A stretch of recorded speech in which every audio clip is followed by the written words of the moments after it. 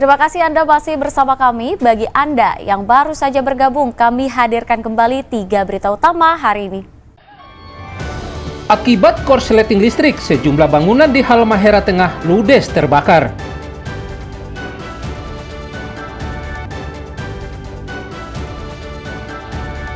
Banjir deras mengguyur sejumlah lokasi di Kota Ambon terdampak banjir.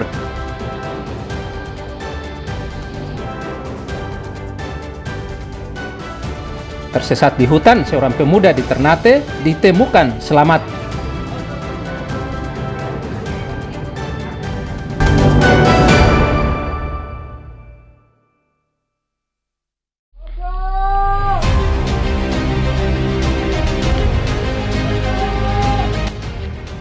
Seorang remaja 16 tahun yang sempat dikabarkan hilang saat berwisata di Puncak Gamalama, Ternate, akhirnya ditemukan selamat. Dia ditemukan dengan kondisi luka lecet di sejumlah tubuh. Muhammad Syahril Polanunu, remaja 16 tahun asal Ternate yang sempat dilaporkan hilang ini, ditemukan warga pada 14 Mei, Rabu petang pukul 18 waktu Indonesia Timur saat dirinya berhasil masuk ke permukiman warga di Kelurahan Tabona wilayah Kecamatan Ternate Selatan. Korban kemudian ditolong dan dievakuasi oleh warga ke Rumah Sakit Bayangkara Polres Ternate. Saat ditemukan, korban dalam kondisi lemas serta mengalami luka lecet di bagian tubuh akibat masuk ke semak-semak untuk mencari jalan keluar dari hutan. Pada pukul 19.15, tim SAR gabungan menerima info bahwa korban telah ditemukan oleh warga di Kelurahan Tabona dengan kondisi selamat. Korban mengalami luka ringan dan sudah dievakuasi oleh Babin Kamtibmas menuju Rumah Sakit Bayangkara. Kini Muhammad Syahril Polanunu telah dikembalikan kepada pihak keluarga untuk ditangani lebih lanjut. Tim Liputan melaporkan dari Ternate.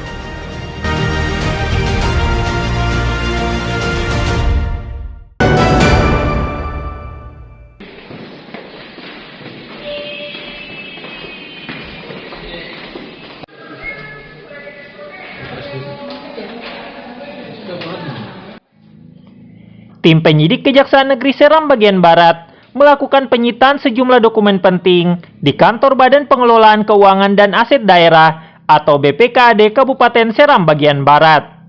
Penyitaan ini dilakukan terkait dugaan tindak pidana korupsi dalam pengelolaan anggaran penanganan COVID-19 pada Dinas Sosial Kabupaten Seram bagian Barat tahun anggaran 2020 yang telah menyebabkan kerugian negara sebesar 5,5 miliar rupiah. Sebanyak 7 dokumen disita, termasuk dokumen pencairan dana bansos tahap 1 sampai 5. Yang kita lakukan penyitaan di sana itu berkaitan dengan dugaan tindak pidana korupsi pengelolaan anggaran penanganan COVID-19 pada Dinas Sosial Kabupaten Seram bagian Barat tahun anggaran 2020. Nah, ini masih berkaitan yang setelah sebelumnya itu juga kita sudah terbitkan press release dengan kerugian negara sebesar 5,5 miliar rupiah. Tim sudah lakukan pendalaman terhadap pemeriksaan tambahan terhadap tersangka. Menurut dari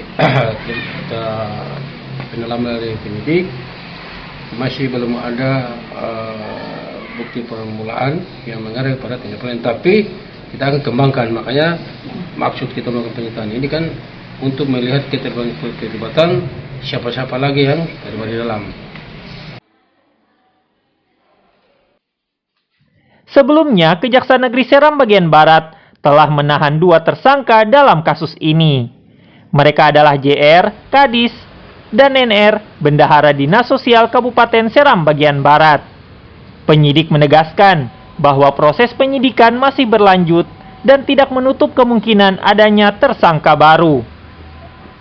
Ongen Pesireron melaporkan dari Seram bagian Barat.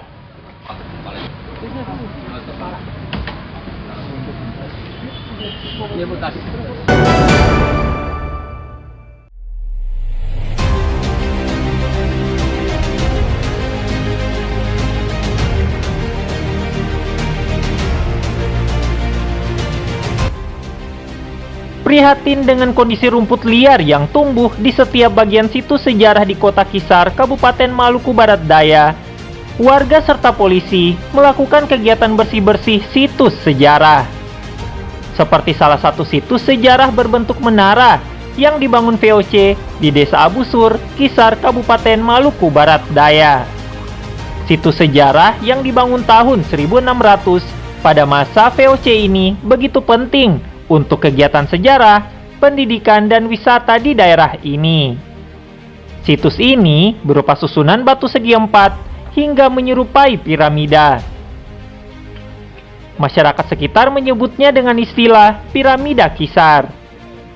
Susunan batu ini dimaksudkan sebagai penanda dan penunjuk bagi kapal-kapal yang akan berlabuh di Pulau Kisar. Karena dari piramida ini dapat terlihat Lautan Timor dan Pulau Flores.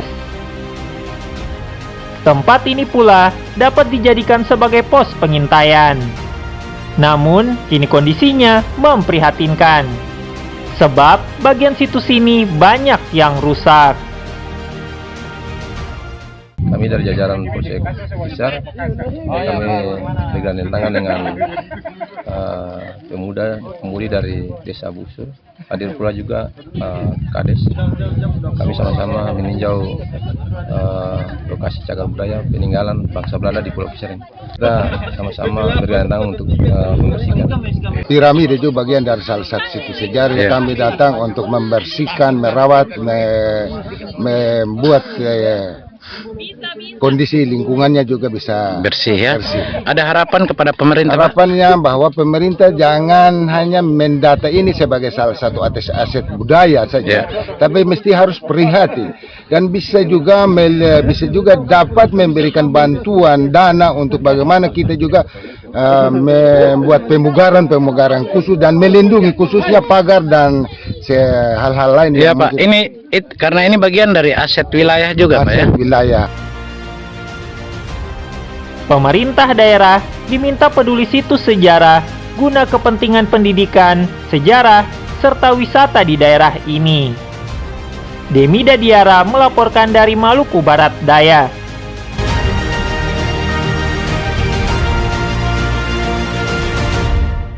Ya, informasi tadi mengakhiri jumpa kita. Atas nama rekan yang bertugas, saya Teatrika Putri mengucapkan dan kebanyak saudara dan amato.